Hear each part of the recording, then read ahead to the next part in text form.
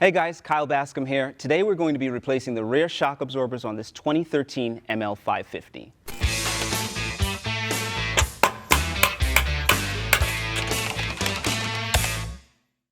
The procedure that we go through today is going to be applicable to just about any ML from 2012 to about 2018.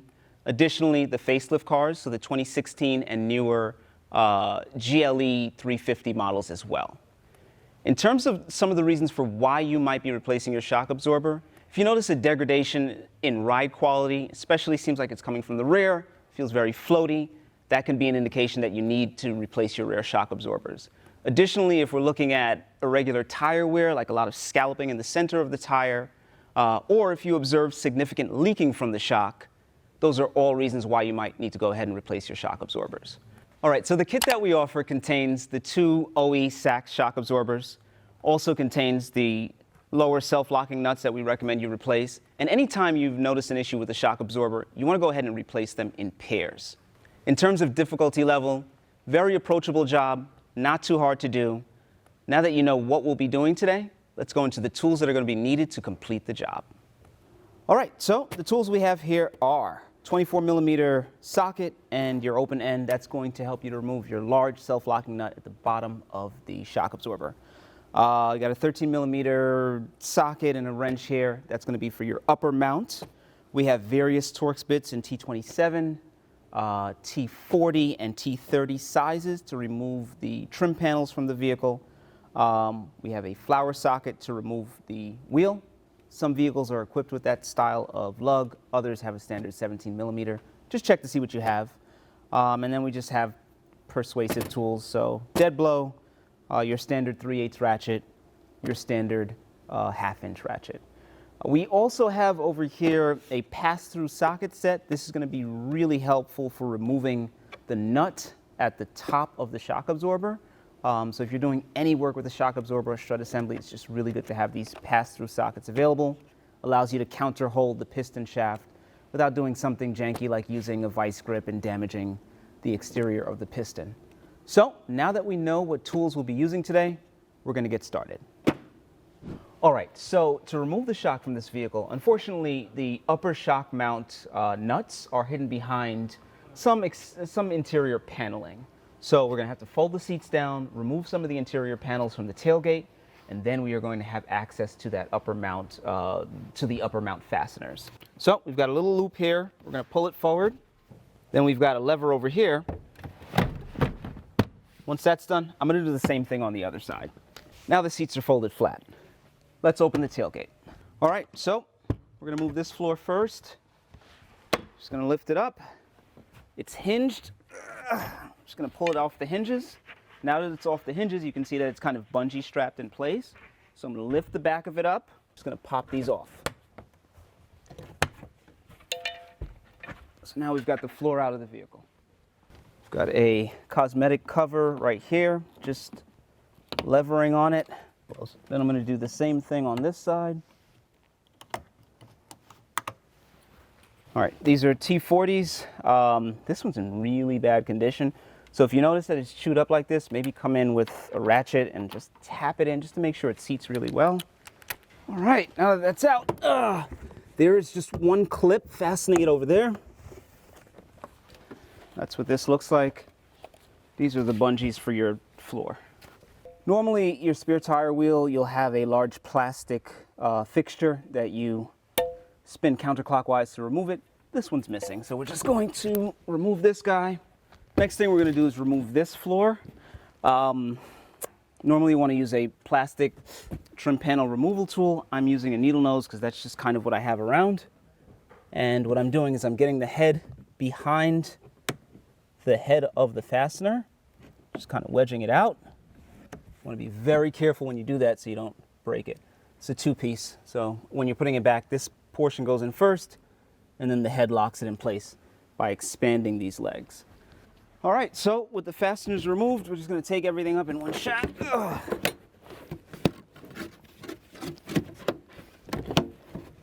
There we are.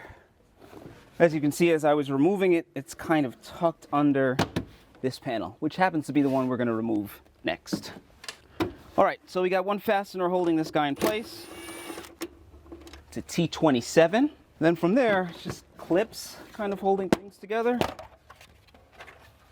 See the clips along the length of this piece.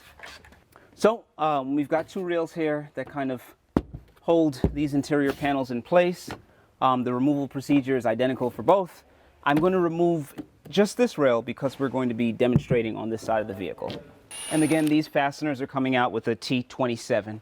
All right, this rail is tucked under this guy, as well as this guy over here. So I'm just using light pressure with my thumb and then sliding it towards me. All right, so this cubby right here is normally held in place with two fasteners. I'll show you in a second. With two of these guys. Unfortunately, one of them is missing. But basically what these fasteners do is they just hold it in place right there. And you can see what that looks like on the inside. All right, so just removing this guy next. Okay, now we're going to work on these clips that fasten this panel in place. All right, so similar to the fasteners that we saw up there, same concept. So that was a T40. All right, so this does have a dowel to kind of fix it in place for when you're putting it back in. Just keep that in mind. That's a T30 fastener. Don't do what I just did. I'm kind of reaching over here because I've got my camera guy with me, but get in the vehicle, get comfortable so you don't mar up the plastics with power tools. So I'm going to, we've got the weather stripping over here. I'm just going to pull it back ever so slightly just to remove any tension that might be against this guy. Not a required step, just something I prefer to do. Here we are. All right, so we're just going to start pulling panels out now. And we're just going to use a little bit of force over here. There we are. Got one more up here. There we go. All right, that's ready to come out.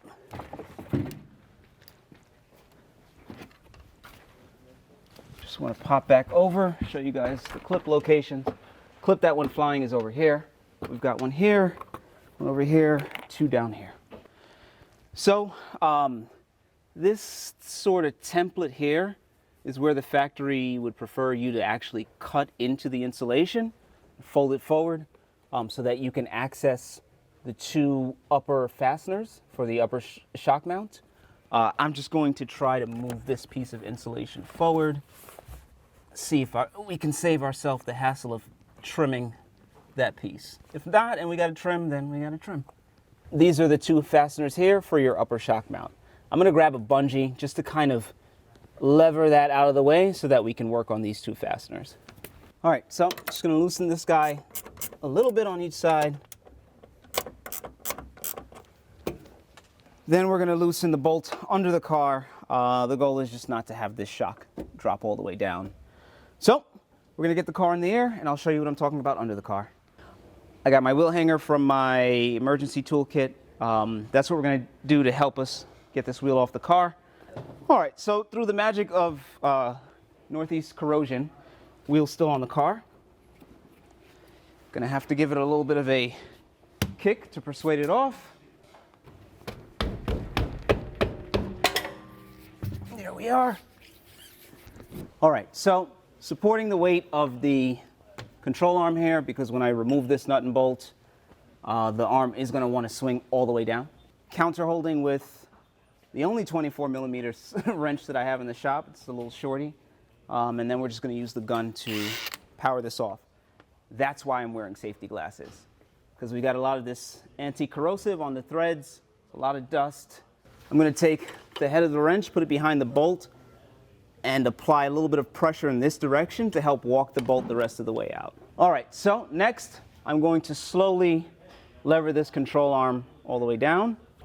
I say slowly because whenever you're dealing with one of these coil springs, you just want to be mindful of the energy that's stored and how things can go awry at a moment's notice. So pay close attention. So now that everything's loosey-goosey, we're going to bring the vehicle down take those two top nuts out and just bring the shock out through this area where the wheel would normally be. That's why we removed the wheel. All right, so I'm just going to remove these two fasteners and let the shock body just drop down. Then we're just going to pull it out through there. All right, now that the shock is out, we've got this plate that's kind of secured in place with these two O-rings. And we just slide it out. We're removing this upper mount because I actually cannot get it separately from Mercedes. There are some brands that include the upper shock mount. So I've seen if you order a Bilstein shock absorber, or if you order it right from the dealer, they will include a new upper shock mount. The Sachs OE units, unfortunately, do not. But the mount is in great condition. We're going to check the integrity of the bump stop as well, and we are very likely going to reuse this upper mount. The counterhole tool that I referred to at the beginning of the video is essentially a socket with a pass-through port. Factory nuts are normally 16 mil. The ones that are supplied from Sachs are 17. Yeah, this 16 doesn't fit. So we're going to go in here with the 16. Yeah, that's right. This is a 5 mil hex. I'm just going to confirm. Yep, that's a 5 mil hex. So just for additional stability, and because I don't want to break my 5mm hex, the only one I happen to have on hand today, we've got the shock set up in the vise. Might be able to spin that with my finger. Yep. And the reason why we had so much additional friction, it's got that nylon locking feature to it. But this is our upper mount. Just going to slide the bellow off of it. There we are. This is our upper mount. Like I said, we'll be reusing. This is the bump stop. Then we're going to cut the clamp. I'm going to cut the clamp off this bellow so that we can reuse it. So this dust boot is in great condition, so we're going to go ahead and reuse it. However, if yours is deteriorated and you want to order a replacement boot, we do have these on the website as well.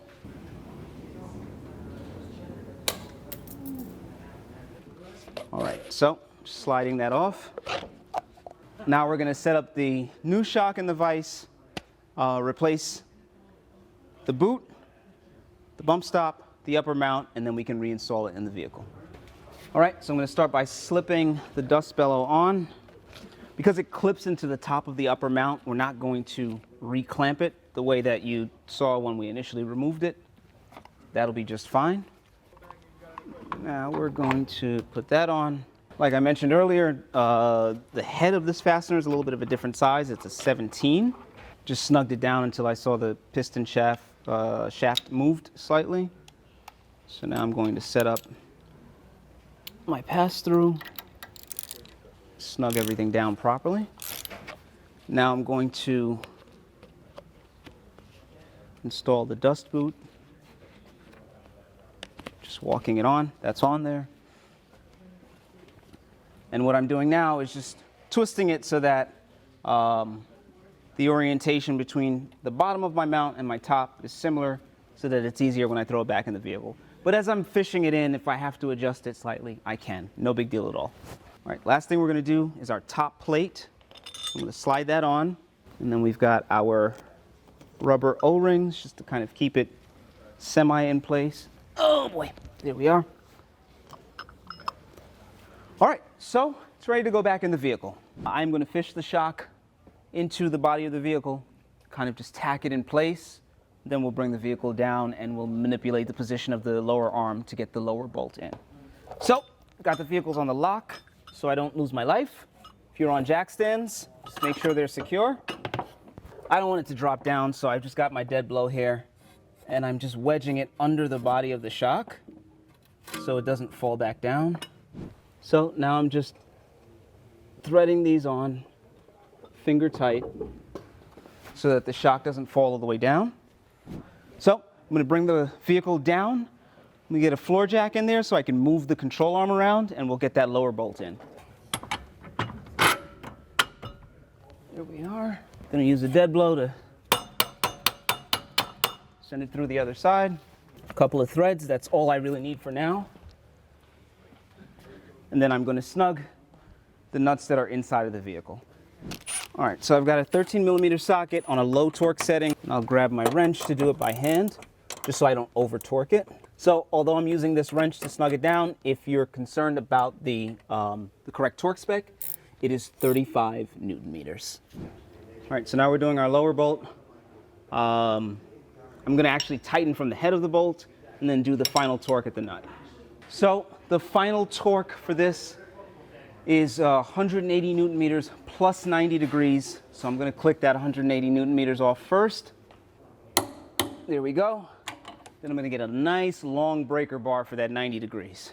Now we'll bring the vehicle down, we'll get all the cosmetic panels back in the tailgate, and we're done. All right, so now we're gonna get the wheel back on. I'm gonna snug it down on a low torque setting. I'm gonna torque these to 110 foot-pounds in like a crisscross star pattern.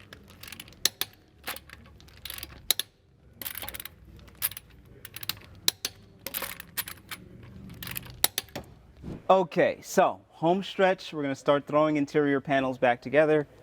Got this bungee here, just stretching out this piece of foam insulation, which actually worked out in my favor, because that slipped in super easy. Now I'm gonna grab the panel that goes in here. All right, sliding this in. We're gonna do our best to line up all of those pins that I showed you earlier. Long story short, just doing my best to get my pins lined up and then just popping things back in. All right, now we're going to start sending these hooks back in. Remember that positioning dowel I was mentioning earlier? Just want to be mindful of that.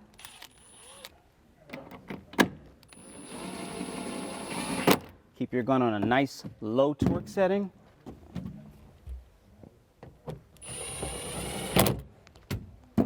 Climb inside here for this one, just so I don't mar it up like I did when I was removing it. We want to try to avoid that. All right, that didn't feel great going in, so I just want to do it by hand to confirm that I'm not crossing anything. Feels fine. So I'll go ahead and send that all the way in. Cosmetic covers back in. Fold that back. This one's in, this one's in, this one's in.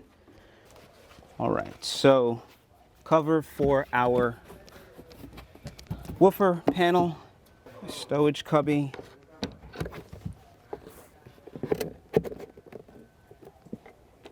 Not going to secure that down just yet.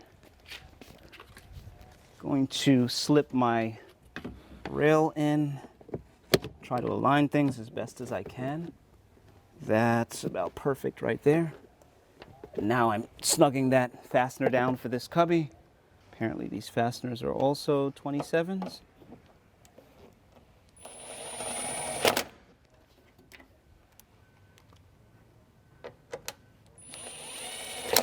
I've got the one up here.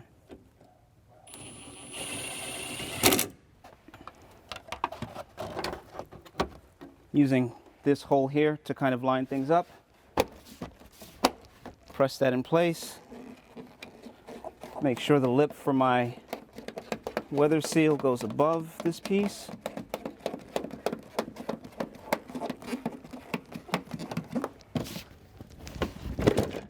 All right, just goes in just like that.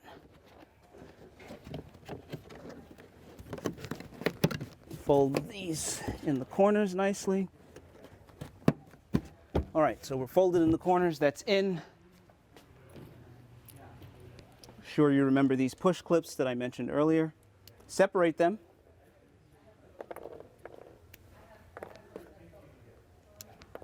Send the tails in first. So you can see that one gave me a little trouble because I was not lined up correctly with the hole. Now that that's in, we're going to send the heads in so that this can expand and lock in place. Perfect. Now we are ready to place our spare tire back in.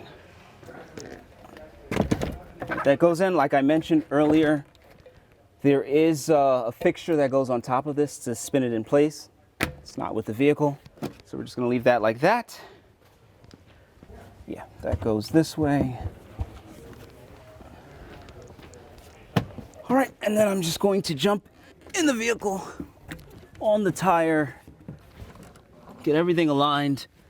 There is a pin right here, so I'm just pressing down to get everything lined up in place, and then we'll send the fasteners for our 2 D-rings in next.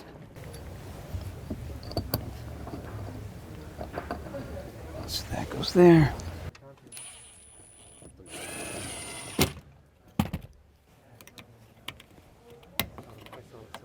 All right.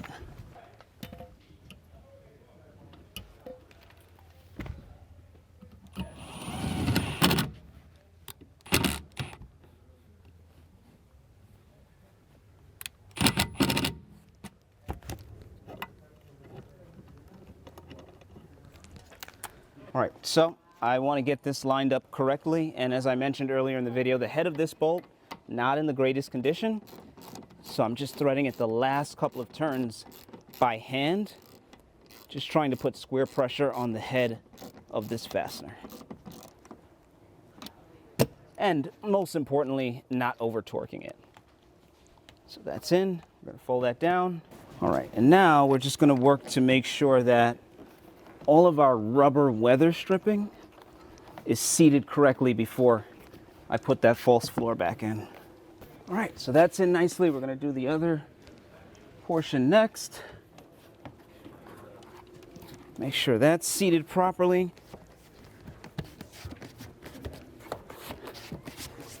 All right, that's perfect. This false floor is just going to hinge into place. And I'm going to snap my 2, we'll call them bungees, for lack of a better way of explaining it. Here we are. Hooks in perfectly. Get our seats back up. Use our lever to set it in the reclined position. Make sure our seat belt can move nice and easy.